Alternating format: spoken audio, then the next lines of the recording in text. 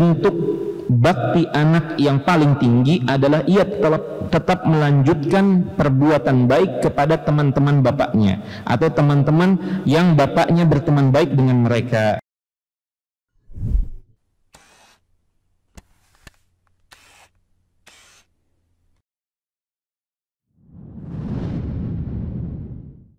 Assalamualaikum warahmatullahi wabarakatuh. Alhamdulillahilladzi arsala rasulahu bil huda wa dinil haqq liyudhhirahu 'alad dini kullihi wa kafaa bihi shahida.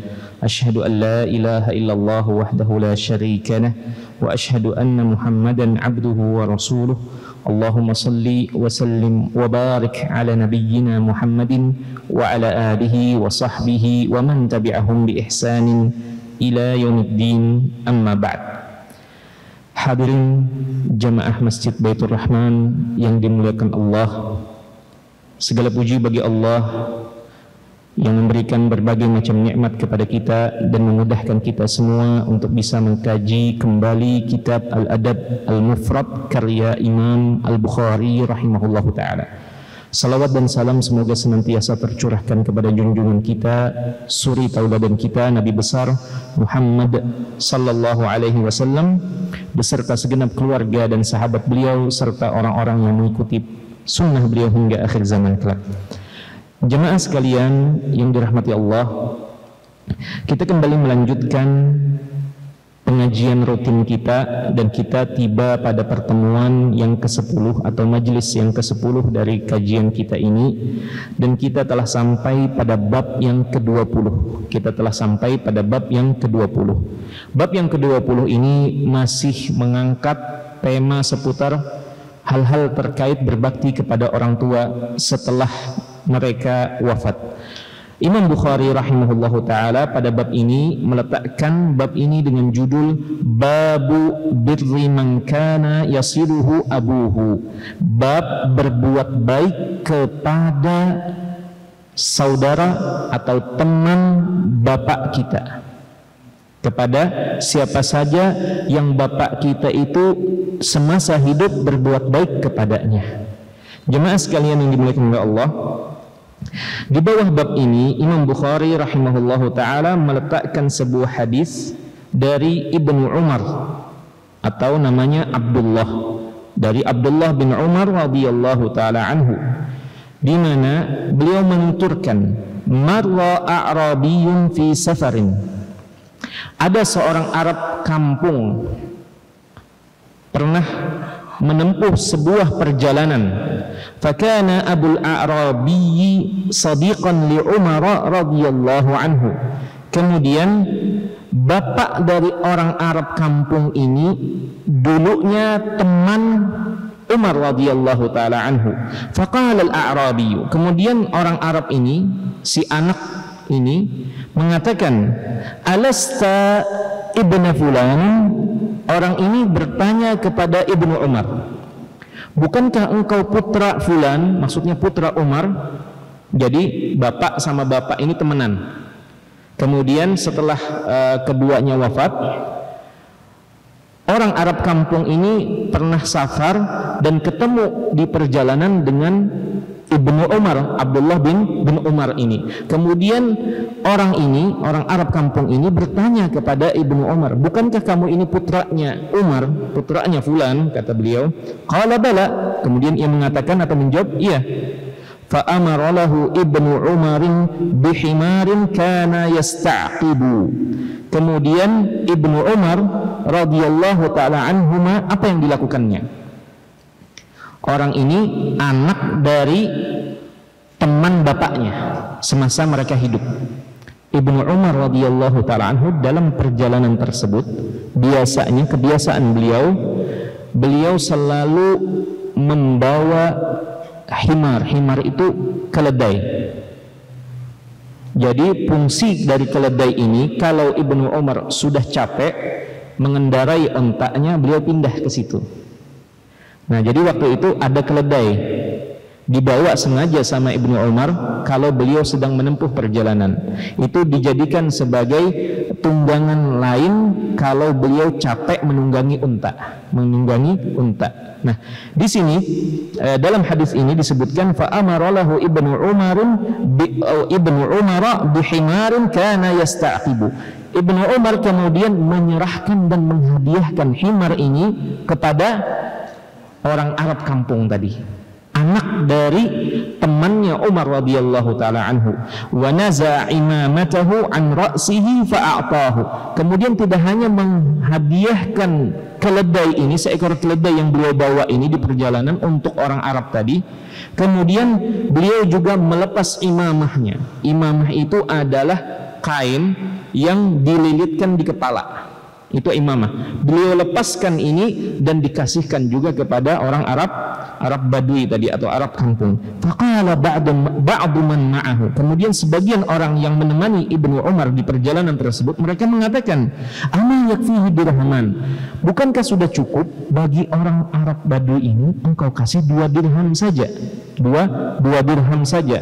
Dirham itu dari perak. Jadi cukup kasih 2 perak saja. Faqala, kemudian Ibnu Umar menjawab, qala an-nabiy sallallahu alaihi wasallam, Nabi bersabda, ihfad wudda abika la taqta'hu. Jagalah hubungan baik bapakmu dengan siapa yang dijalin hubungan tersebut oleh bapakmu, dan jangan kamu putus hubungan tersebut. Fayutfi'ullahu nuraka. Niscaya kalau kamu memutusnya, Allah akan memadamkan cahayamu. Baik, akan tetapi jemaah sekalian yang dimuliakan oleh Allah, hadis ini atau sanad dari hadis ini sebagaimana dinilai oleh Syekh Al-Albani rahimahullahu taala, sanadnya lemah. Tetapi ada hal yang bisa dipetik di sini, di mana Imam Bukhari menyertakan hadis ini atau kisah ini di bawah bab ini untuk mengambil pendalilan bahwasanya seorang anak seyogyanya tetap menjalin hubungan baik dengan teman-teman bapaknya ataupun keturunannya, sebagaimana apa yang dilakukan oleh Ibnu Umar di sini. Beliau tetap menyambung hubungan baik dengan anak dari temannya bapaknya, dari teman Umar radhiyallahu taala anhu, yaitu dengan menghadiahkan seekor keledai, kemudian ditambahkan imamah beliau sendiri yang sedang beliau pakai dikasihkan kepada orang Arab Badui tersebut. Kemudian sebagian orang yang membersamai Ibnu Umar mencoba mencegah beliau memberikan hadiah yang berlebihan menurut mereka, karena orang Arab biasanya kebiasaan orang Arab itu, bapak dan ibu yang dimuliakan oleh Allah, mereka itu cukup, kata para ulama, mereka itu terbiasa cukup kalau dikasih sedikit sudah mereka senang.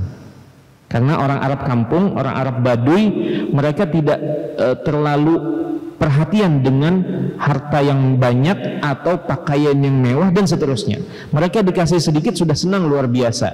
Makanya orang-orang yang bersama Ibnu Umar mengingatkan Ibnu Umar bahwasanya yang kamu kasih ini terlalu berlebihan.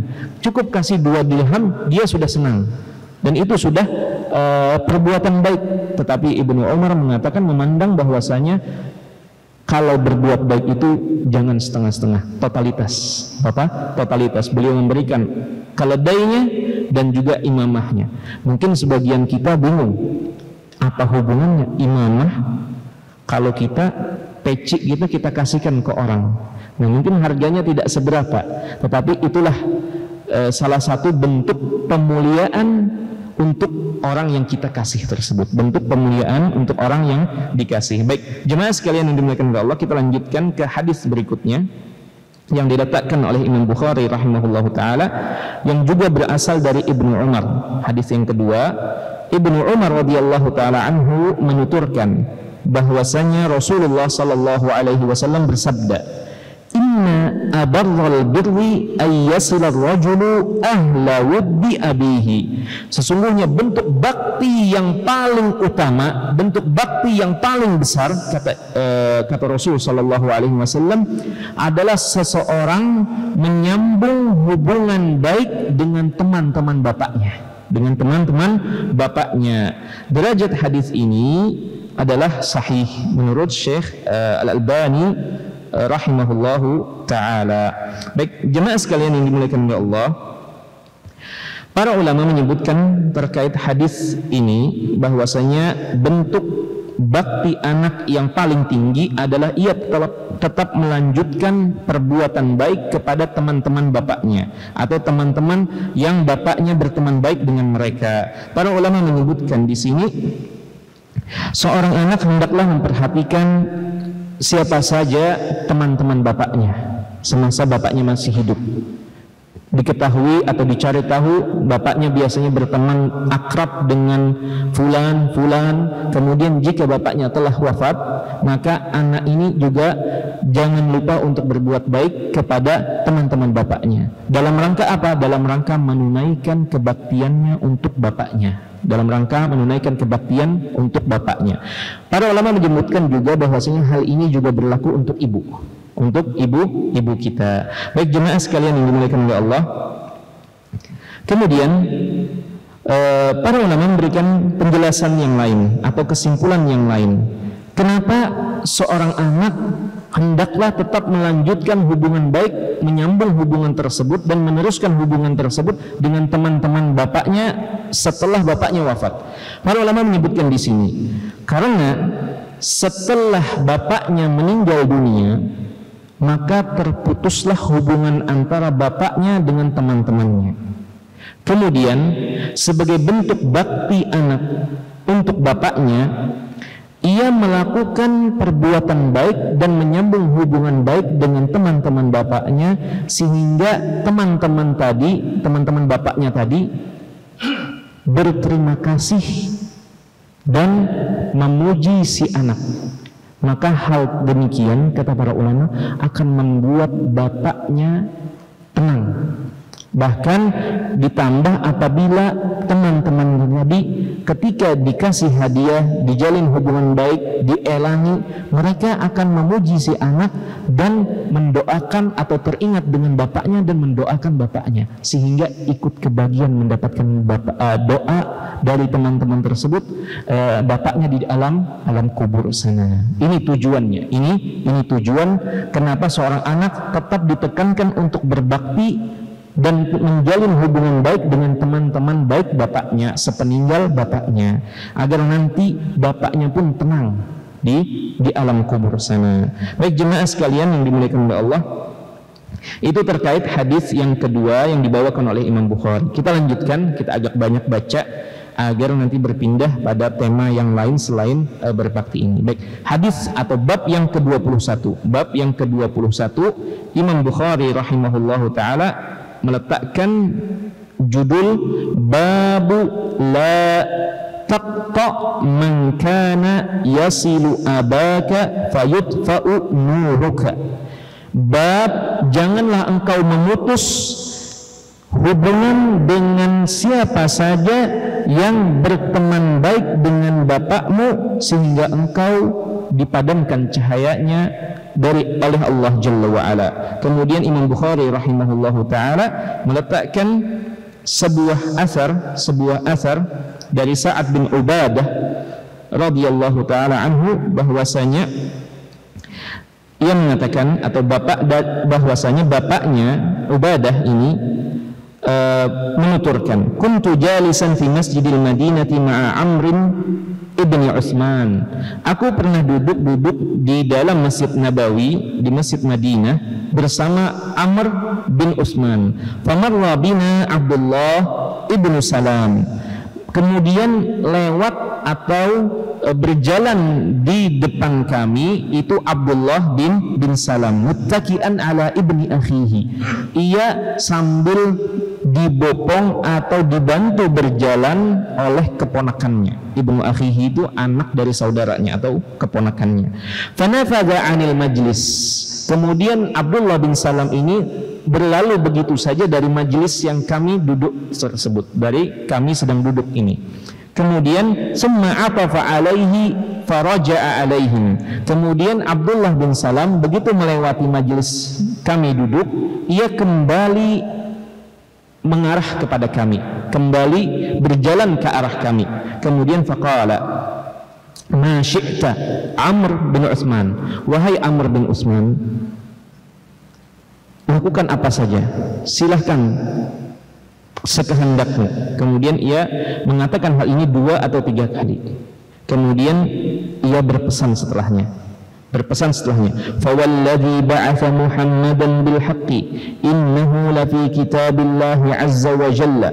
Sesungguhnya, atau demi Tuhan yang mengutus Muhammad dengan kebenaran, sesungguhnya telah terdapat di dalam kitabullah, di dalam Al-Qur'anul Karim. Ia mengatakannya sebanyak 2 kali. Kemudian pesannya sebagai berikut: la taqta' man kana yasilu abaka. Jangan engkau putus sekalipun hubungan dengan orang yang memiliki hubungan dengan bapakmu. Fayatfa'u bidzalika nuruk. Akibatnya, kalau kamu memutus hubungan tersebut, maka cahayamu akan terputus. Baik jemaah sekalian yang dimuliakan oleh Allah, hadis ini atau asar ini derajatnya lemah sebagaimana dinukil oleh Syekh Al-Albani rahimahullahu taala. Kita lanjutkan ke bab yang berikutnya. Bab ke-22, babu al-wuddi yatawarasu. Bab hubungan baik itu diwariskan. Nah ini, bab hubungan baik diwariskan. Hubungan baik antar bapak kita itu diwariskan kepada kita sebagai anak.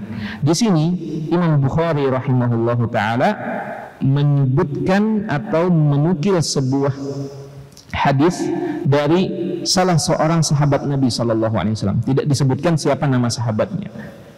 Ia menuturkan, kafaituka anna Rasulullah sallallahu alaihi wasallam qala, aku cukupkan dirimu dengan sabda Nabi sallallahu alaihi wasallam bahwasanya beliau bersabda, innal wudda yatawaras, bahwasanya hubungan baik yang terjalin, yang menumbuhkan rasa kasih sayang antara dua teman ini, yatawaras, itu sesungguhnya diwariskan, diturunkan kepada anak keturunan. Lagi-lagi hadis ini lemah menurut Syekh Al-Albani rahimahullahu taala. Sedikit faedah hadis tentang hukum-hukum Syekh Nasruddin Al-Albani rahimahullahu taala. Jadi jemaah sekalian yang dimuliakan oleh Allah, faedah ini kami dapatkan ketika masih belajar di Madinah, di mana jika sebuah hadis atau asar dihukumi oleh Syekh Al-Albani rahimahullahu taala sebagai hadis atau asar yang lemah, maka kita akan kesulitan mencari sisi benarnya atau sisi sahihnya. Karena Syekh Al-Albani rahimahullahu taala ketika meneliti hadis tersebut, beliau benar-benar meneliti dengan seksama jalur-jalurnya dan diteliti satu persatu perawi-perawinya, sehingga kecil kemungkinan beliau salah dalam hal pelemahan terhadap suatu hadis atau hukum melemahkan suatu hadis. Sehingga kalau beliau sudah menyebutkan hadis ini lemah, dhaif, maka sulit bagi orang-orang setelah beliau untuk menemukan ada riwayat yang sahih. Artinya kecil kemungkinan ada celah beliau keliru dalam pelemahan hadis ini atau sebuah sanad.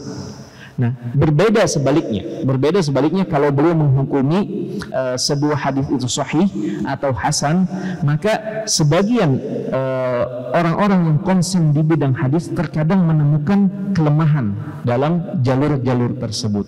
Sehingga ada sebuah istilah atau kaidah di kalangan para pemerhati hadis, mereka menyebutkan bahwasanya apabila Syekh Al-Albani menyebutkan sebuah hadis itu lemah, maka itu sulit kita cari sisi yang sahihnya atau riwayatan yang sahihnya. Tapi kalau beliau menyebutkan sahih atau hasan, maka terkadang masih ditemukan ada kekeliruan dalam penghukuman tersebut atau penilaian sebagai hadis yang sahih tersebut, karena ternyata ditemukan ada perawi yang lemah yang dihukumi oleh pakar-pakar hadis atau ulama hadis sebagai rawi yang lemah. Nah, maka di kalangan pemerhati hadis mereka biasanya membuat sebuah kaidah, atau di kalangan mereka mengatakan bahwasanya kalau Syekh Albani sudah menilai hadis ini lemah, maka sulit kita cari hukum selain yang beliau tetapkan. Tetapi kalau beliau menyatakan hadis itu sahih atau hasan, maka terkadang kita temukan ulama hadis yang lain pendapatnya berbeda dengan Syekh Albani. Kenapa? Karena Syekh Albani rahimahullahu taala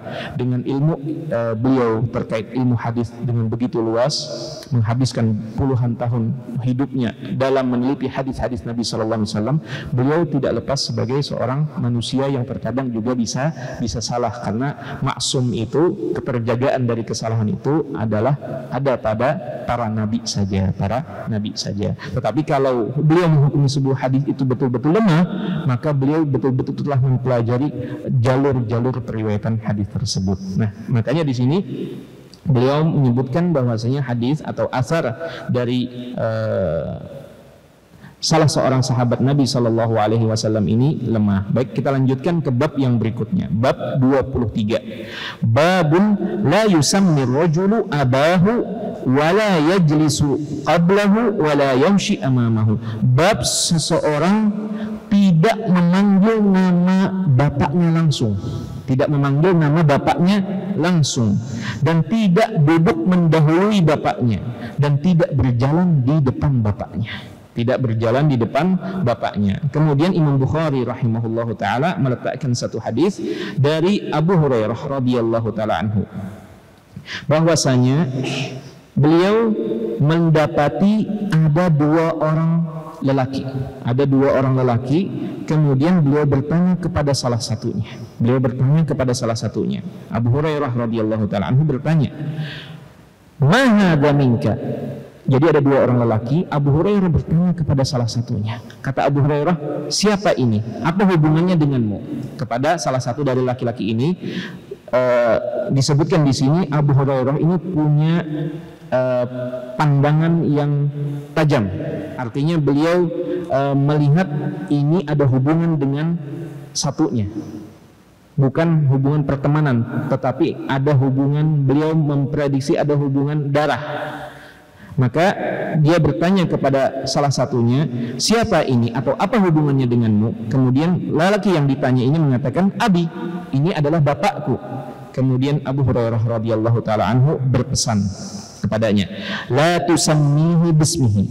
Jangan engkau memanggilnya dengan namanya langsung. Jangan menyebut bapakmu, misalkan bapakmu Muhammad, jangan panggil Muhammad, jangan.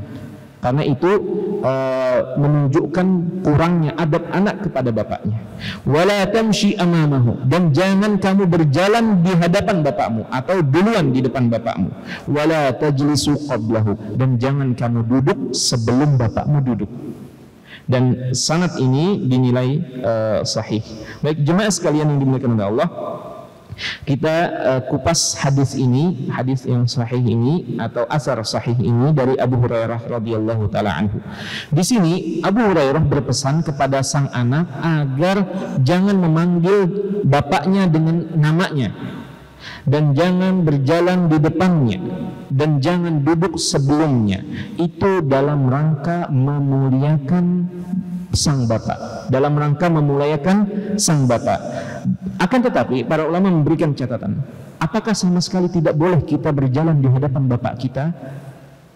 Dalam semua kondisi para ulama menyebutkan jika ada maslahat di situ. Jika ada maslahat di situ, seorang anak boleh berjalan di hadapan bapaknya. Misal jika di tengah kegelapan malam kita sama-sama berjalan, waktu itu tidak ada penerangan, maka sang anak boleh berjalan di depan bapaknya, dan ini tidak masalah. Kenapa? Agar sang anak menyingkirkan rintangan-rintangan di depannya. Jangan sampai ada rintangan atau mara bahaya terlebih dahulu menimpa bapaknya. Jadi anak berjalan di depan terlebih dahulu. Ini pertama, atau kondisi yang pertama.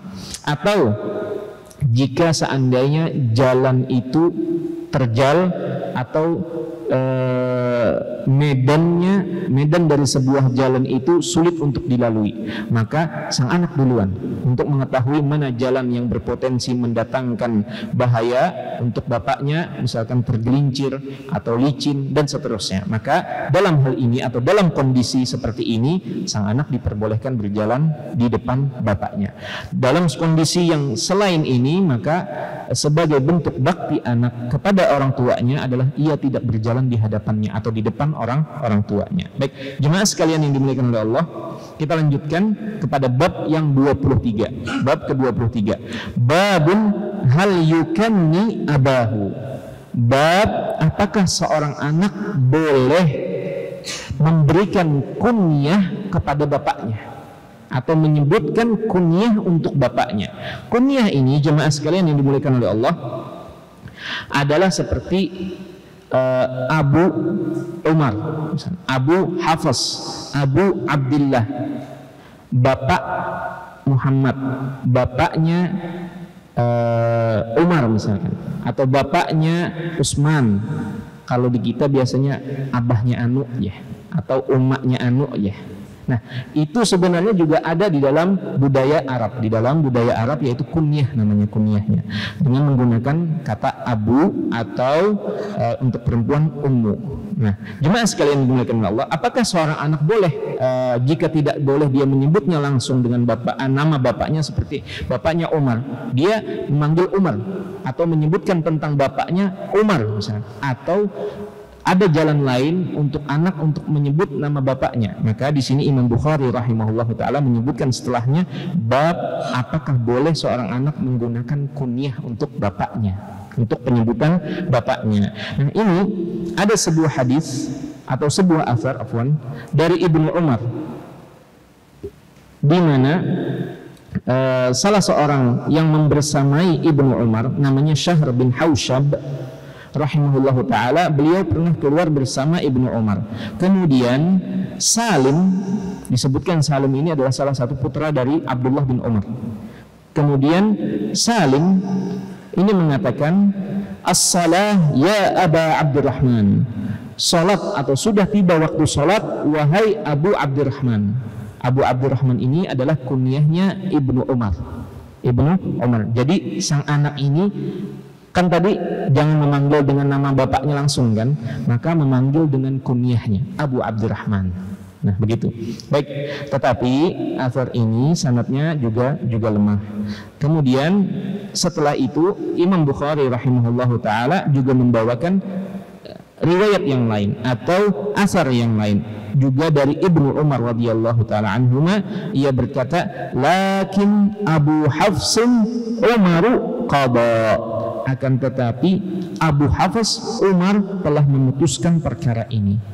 Artinya di sini beliau menggunakan kata kunyah, bukan dalam bentuk panggilan tetapi menceritakan bahwasanya hukum ini dahulu bapaknya telah memberikan hukum terkait permasalahan ini. Lakin Abu Hafsin Umar qada, telah memutuskan perkara ini. Baik jemaah sekalian yang dimuliakan oleh Allah, ini terkait asar yang disebutkan oleh Imam Bukhari, dan sanadnya yang kedua ini adalah sanad yang sahih. Baik, yang ke-25 adalah babun wujubu silaturrahim, atau bisa juga disebut dengan babu wujubi silaturrahimi, bab wajibnya menyambung silat rahim, hubungan rahim. Nanti kita akan jelaskan apa maksud dari rahim di sini. Baik jemaah sekalian yang dimuliakan oleh Allah, di bawah bab ini Imam Bukhari rahimahullahu taala membawakan sebuah hadis dari Nabi sallallahu alaihi wasallam, di mana beliau sempat ditanya, ya Rasulullah, man abarru? Beliau pernah ditanya, wahai Rasulullah, siapa yang berhak untuk aku berbuat baik kepadanya? Qala ummak wa abak. Rasul sallallahu alaihi wasallam menyebutkan ibumu dan bapakmu, wa ukhtak wa akhak, dan juga saudari perempuanmu dan saudaramu, wa maulaka alladhi yali dzalik, dan juga pembantumu yang setelah itu. Haqqun wajibun wa rahimun mausulah, itu adalah hak yang wajib ditunaikan dan rahim yang wajib disambung. Disambung. Baik jemaah sekalian yang dimuliakan oleh Allah, rahim itu sendiri adalah, para ulama menjelaskan, kalau kita biasanya namanya, kalau kita beelang ke tetangga misalkan, atau ke teman, kita bilang dalam rangka menjalin silaturahmi. Nah, sebenarnya rahim itu sendiri yang disebutkan di dalam hadis-hadis Nabi Shallallahu Alaihi Wasallam adalah rahim ini adalah rahim ibu kita. Apa maksudnya? Kita lahir di dalam rahim tersebut dan kita memiliki hubungan darah dengan orang-orang yang berkaitan dengan rahim tersebut. Maksudnya apa? Saudara, saudari kita, kemudian paman kita, bibi kita, kemudian siapa lagi? Kakek kita, nenek kita. Itu semua adalah rahim. Rahim bagi kita. Ada hubungan rahim yang harus disambung dengan mereka. Kalau teman itu bukan rahim sebenarnya. Itu sudah tidak ada hubungan darah dengan kita. Itu masuknya hukum yang lain. Masuknya hukum yang lain seperti memuliakan tetangga. Itu ada hukumnya lain. Tetapi kalau hadis-hadis yang berkaitan dengan keutamaan menyambung silaturahim, hubungan rahim, itu adalah menyambung hubungan dengan orang-orang yang terikat dengan rahim ibu kita. Artinya memiliki hubungan kekerabatan, hubungan darah dengan kita. Siapa saja, sepupu termasuk, paman termasuk, bibi termasuk, kakek apalagi, nenek apalagi, dan seterusnya. Itulah yang disebut dengan rahim. Dan keutamaan menyambung rahim itu nanti akan disebutkan oleh Al-Imam Al-Bukhari rahimahullahu ta'ala. Akan tetapi jemaah sekalian yang dimuliakan oleh Allah, derajat hadis ini yang tadi kita bacakan itu lemah menurut Syekh Albani rahimahullahu taala. Tetapi ada hadis setelahnya yang disebutkan oleh Syekh di sini, bahwasanya Abu Hurairah radhiyallahu taala anhu ketika ayat turun yaitu wa anzir ashiratakal aqrabin, Abu Hurairah menuturkan ketika ayat ini turun wa anzir ashiratakal aqrabin, dan peringatkanlah, berilah peringatan kepada kerabat terdekatmu. Ayat ini turun yaitu ayat dari surat Asy-Syu'ara. Qama an-nabiy sallallahu alaihi wasallam fanada. Begitu ayat ini turun, Nabi sallallahu alaihi wasallam langsung mengumpulkan kerabatnya semua yang memiliki hubungan darah dengan beliau. Pamannya, bibinya, anaknya, kemudian siapa saja yang memiliki hubungan kekerabatan dengan beliau. Beliau langsung kumpulkan itu semua. Kemudian Nabi SAW berseru. Ketika mereka sudah terkumpul, Nabi SAW berseru, ya Bani Ka'ab bin Lu'ay, wahai anak keturunan Ka'ab bin Lu'ay, anqidhu anfusakum minan nar, selamatkan diri kalian dari neraka. Ya Bani Abdi Manaf, wahai anak cucu dari Abdu Manaf, kakek-kakek Nabi SAW dikumpulkan semua yang memiliki hubungan darah dengan beliau. Anqidhu anfusakum minan nar, selamatkan diri kalian dari neraka. Ya Bani Hashim, wahai anak keturunan Hashim, anqidhu anfusakum minan nar, selamatkan diri kalian dari neraka. Ya Bani Abdi Muttalib. Lihat di sini, Nabi SAW memulai dari yang besar dulu, kemudian mengecil. Abdul Muttalib itu bagian dari Bani Hashim. Nah, kemudian Nabi SAW mengatakan, ya Bani Abdul Muttalib, wahai anak keturunan Bani Muttalib atau Abdul Muttalib, anqidhu anfusakum minan nar, selamatkan diri kalian dari neraka. Ya Fatimah binta Muhammadin atau binti Muhammadin, wahai Fatimah putri Muhammad, anqidhi nafsaki minan nar, selamatkan dirimu dari neraka. Fa inni la amliku laki minallahi syai'an, karena sesungguhnya aku tidak memiliki sedikit pun manfaat untukmu di sisi Allah Ta'ala, ghaira anna lakum rahiman sa'abulluha bibalaliha, kecuali hanya satu saja, kalian memiliki hubungan rahim denganku dan aku akan membasahi rahim tersebut dengan basah atau dengan sesuatu yang basah atau dengan air. Nah, itu saja kata Nabi SAW. Selain itu aku tidak mampu memberikan manfaat untuk kalian di hadapan Allah Ta'ala. Jika, kata para ulama, maksudnya adalah jika kalian tidak beriman kepada Allah, tidak menyelamatkan diri kalian dari neraka, maka aku tidak mampu memberikan manfaat untuk kalian. Aku tidak mampu menolong kalian. Bahkan sekalipun itu putriku, kalau dia tidak beriman kepada Allah, aku tidak mampu menyelamatkannya, kata Nabi SAW. Makanya Nabi mengingatkan kepada putrinya juga, wahai Fatimah putri Muhammad, selamatkan dirimu sendiri dari api neraka. Maksudnya dengan beriman kepada Allah Ta'ala. dan aku hanya memiliki satu saja, yaitu hubungan rahim ini, dan aku akan coba untuk membasahinya bibaladiha. Baik, derajat hadis ini jemaah sekalian dimuliakan Allah, derajatnya sahih menurut Syekh Al-Albani rahimahullahu taala. Bapak dan Ibu yang dimuliakan oleh Allah, maksud dari menyambung tali rahim ini, kata para ulama, maksudnya adalah berbuat baik kepada karib kerabat yang memiliki hubungan nasab dan juga hubungan ashar. Ashar itu apa ya? Besan atau ipar ya. Jadi misalkan keluarga dari istri juga kita sambung, kita jalin hubungan baik dengan mereka. Bapak mertua kita, ibu mertua kita, dan seterusnya. Juga disambung hubungan baik dengan mereka. Kemudian para ulama menyebutkan juga bahwasanya salah satu bentuk menyambung rahim adalah dengan berlemah lembut dengan mereka, memperhatikan kondisi mereka, meskipun mereka itu menjauh dari kita ataupun berbuat tidak baik kepada kita. Tetap kita berbuat baik kepada mereka. Kemudian sebaliknya memutus rahim itu semua adalah kebalikan dari yang disebut tadi. Kita tidak peduli dengan mereka, kita berkata kasar dengan mereka, atau kita membalas keburukan mereka dengan keburukan juga, maka ini adalah salah satu bentuk memutus rahim. Baik jemaah sekalian yang dimuliakan oleh Allah, itu terkait tentang hadis yang dibawakan oleh Imam Bukhari rahimahullahu taala. Di antara faedah hadis ini juga adalah bolehnya kita menyebutkan nasab kita kepada kakek-kakek kita walaupun mereka meninggal dalam kondisi jahiliyah atau meninggal dalam kondisi Islam belum datang, karena Nabi SAW menyuruh semua keluarganya dengan nama-nama yang tadi, dan nama-nama yang tadi itu jauh sebelum Nabi SAW diutus. Dan di situ kata para ulama, bolehnya seseorang berintisab, menyandarkan nasabnya kepada kakek-kakeknya yang terdahulu. Baik jemaah sekalian yang dimuliakan oleh Allah,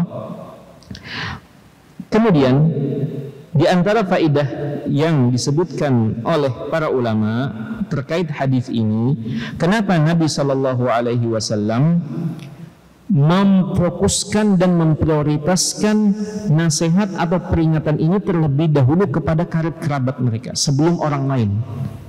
Wa anzir ashiratakal aqrabin, turun perintah dari Allah untuk memperingatkan karib kerabat terdekat. Maka Nabi SAW segera melaksanakan hal tersebut dengan mengumpulkan seluruh karib kerabat beliau dan memperingatkan atau memberikan peringatan tersebut kepada mereka. Kata para ulama, kenapa hal ini menjadi prioritas ketika seorang hendak memberikan peringatan? Karena kalau pesan ini telah sampai kepada mereka, maka itu sebagai salah satu bentuk kita menyambung rahim dengan mereka.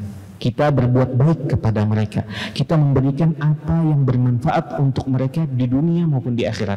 Kita ingatkan mereka, karena memperingatkan, mengingatkan karib kerabat terhadap hal-hal yang haram agar ditinggalkan, atau melaksanakan hal-hal yang wajib untuk ditunaikan, dilaksanakan, itu merupakan bentuk berbuat baik kita kepada mereka, atau itu bahasa cinta dan kasih kita kepada mereka. Jangan sampai mereka mendapatkan dosa karena ketidaktahuan mereka. Maka kita perhatikan kepada karib kerabat. Baik, faedah yang lain atau faedah terakhir dari hadis yang tadi, para ulama menyebutkan bahwasanya di dalam hadis ini terdapat ajakan untuk beramal soleh, di mana Nabi SAW memberikan peringatan kepada karib kerabatnya. Dan di situ juga diambil kesimpulan bahwasanya seseorang jangan sampai bersandar kepada garis keturunannya saja, bersandar kepada nasabnya saja, bahwasanya selama ia memiliki nasab yang mulia, maka cukup baginya akan mendapatkan jaminan surga. Hal ini merupakan hal yang keliru, karena poros atau kunci seseorang mendapatkan keselamatan di dunia dan di akhirat adalah iman dan amal solehnya. Iman dan amal solehnya, bukan bergantung kepada nasabnya. bergantung kepada garis keturunan. Di sini dalam hadis ini telah jelas bahwasanya Nabi SAW menyuruh mereka semua kerabat terdekat dengan Nabi SAW yang sudah pasti, dan Nabi mengakui mereka lah kerabat Nabi SAW, paman-pamannya, bibi-bibinya, kemudian kakek-kakeknya dan nenek-nenek Nabi SAW. Nabi SAW mempertegas hal ini bahwasanya beliau tidak mampu mendatangkan manfaat bagi mereka jika mereka tidak beriman kepada Allah dan tidak beramal saleh. Makanya Nabi menggunakan redaksi anqidhu anfusakum minan nar, selamatkan diri kalian sendiri dari api neraka. Karena kalau mereka sendiri tidak melakukan hal demikian, maka Nabi SAW tidak mampu menyelamatkan mereka dari api neraka. Bahkan putri beliau sekalipun diperingatkan oleh Nabi SAW. Nah, kemudian yang terakhir sebelum kita beranjak kepada hadis yang lain, Nabi SAW menyebutkan kecuali hanya satu yang aku mampu, yaitu rahim ini akan kubasahi dengan hal yang membuatnya basah. Para ulama menjelaskan apa maksud dari bahasa Nabi SAW yang begitu indah ini. Para ulama menyebutkan maksudnya adalah bangsa Arab itu biasa menyebut kalau orang berbuat baik itu orang sedang membasahi. Begitu pula sebaliknya, orang yang memutus hubungan itu disebut orang yang sedang membuat kering hubungan tersebut. Maksudnya di sini adalah Nabi SAW membasahi rahim yang ada antara diri beliau dengan karib kerabat tersebut dengan mengucapkan salam kepada mereka, menyuruh mereka untuk masuk ke dalam Islam, dan hal-hal yang berkaitan dengan perbuatan baik. Itu maksud dari rahim ini akan dibasahi oleh Nabi SAW. Maksudnya rahim beliau, hubungan rahim antara beliau dengan karib kerabat beliau. Baik, jemaah sekalian yang dimuliakan oleh Allah, kita lanjutkan ke bab berikutnya, ke bab yang ke-26. Bab yang ke-26 dari Abu Ayyub Al-Ansari radhiyallahu ta'ala anhu, anna a'rabiyan arada lin-nabiy sallallahu alaihi wasallam fi masirihi. Dari Abu Ayyub Al-Ansari, sahabat dari kalangan penduduk Madinah. Beliau menuturkan bahwasanya ada sebuah kejadian di mana Nabi SAW di tengah perjalanan tiba-tiba dicegat oleh seorang Arab Badui. Arab Badui tadi kita sebutkan bisa dikatakan Arab kampung. Intinya orang Arab yang tinggalnya di pinggiran, bukan tinggal di kota. Itu dinamakan Arabi, Arab Badui, Arab kampung, dan seterusnya. Ada seorang Arab Badui mencegat Nabi SAW ketika beliau di perjalanan. Faqala akhbirni ma yuqarribuni minal jannah. Kemudian ia bertanya kepada Nabi SAW, akhbirni, kasih tahu aku apa amalan yang mendekatkanku dengan surga, wa yubaiduni minan nar, dan menjauhkanku dari neraka. Tidak pakai salam, tidak pakai apa.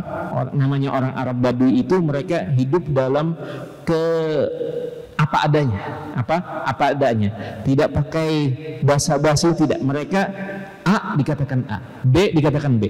Makanya orang Arab ini langsung bertanya dan mencegat Nabi SAW, kemudian bertanya dengan pertanyaan langsung, apa amalan yang mendekatkanku ke dalam surga dan menjauhkanku dari neraka?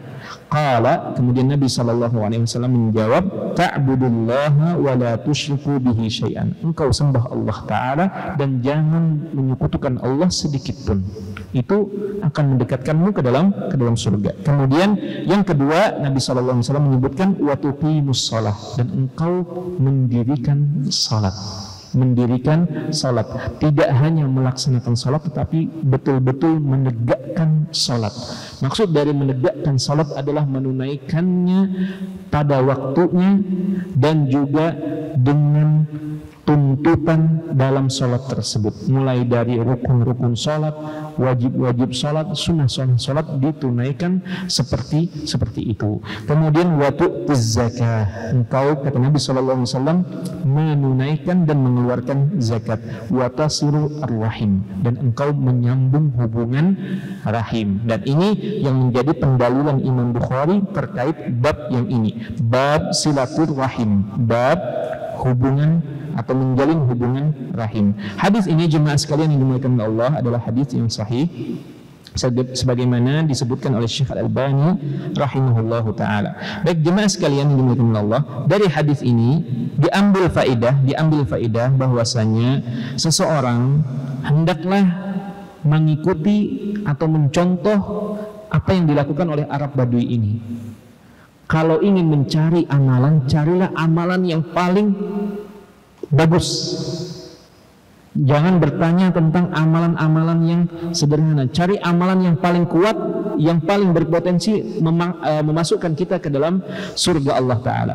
Maka kalau beramal, carilah amalan yang betul-betul mendorong kita dan membuat kita mendekat ke dalam surga Allah Jalla wa'ala. Maka tentunya amalan yang paling berpotensi membuat seseorang terhindar dari api neraka Allah dan mendekatkan dirinya ke dalam surga Allah adalah amalan-amalan wajib. Amalan-amalan wajib. Amalan sunnah, jika kita mampu menambah dan memperindah amalan wajib kita, maka lakukan. Tetapi kalau seandainya ini butuh fikih, ini butuh pemahaman tentang agama. Terkadang sebagian orang itu, bapak dan ibu yang dimuliakan oleh Allah, lebih mendahulukan amalan sunnah daripada amalan wajib.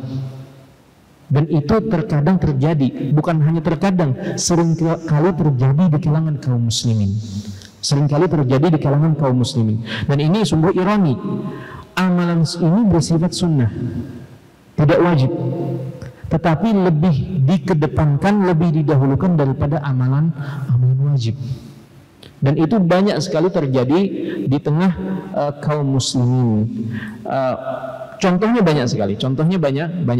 Mungkin di sekitar kita lihat ada orang menggawi sesuatu, padahal itu hukumnya adalah sunnah, tidak wajib, tetapi sampai melewatkan sholat di awal waktunya, bahkan sampai melewatkan sholat hingga masuk ke waktu berikutnya, gara-gara menggawi amalan sunnah ini yang hukumnya sunnah. Ini saja dikatakan para ulama ini keliru, karena yang lebih utama itu adalah amalan wajib, karena namanya aja wajib, bukan sunnah. Kalau dua-duanya ini bertentangan, maka yang didahulukan adalah yang wajib. Dan orang tidak dicela kalau dia tersibukkan untuk mengerjakan amalan wajib, kalau dia tidak sempat mengerjakan amalan sunnah. Nah, ini dalam masalah ada amalan wajib, ada amalan sunnah. Bagaimana dengan amalan wajib, dengan amalan yang itu hukumnya mubah atau tidak ada landasan hukumnya di situ? Kemudian mendahulukan ini sehingga tertinggal atau terbengkalai amalan wajib, maka ini lebih lagi. Jemaah sekalian yang dimuliakan Allah, itu terkait hadis yang pertama, dan hadisnya sahih. Kemudian nampaknya kita lanjutkan di pertemuan berikutnya saja.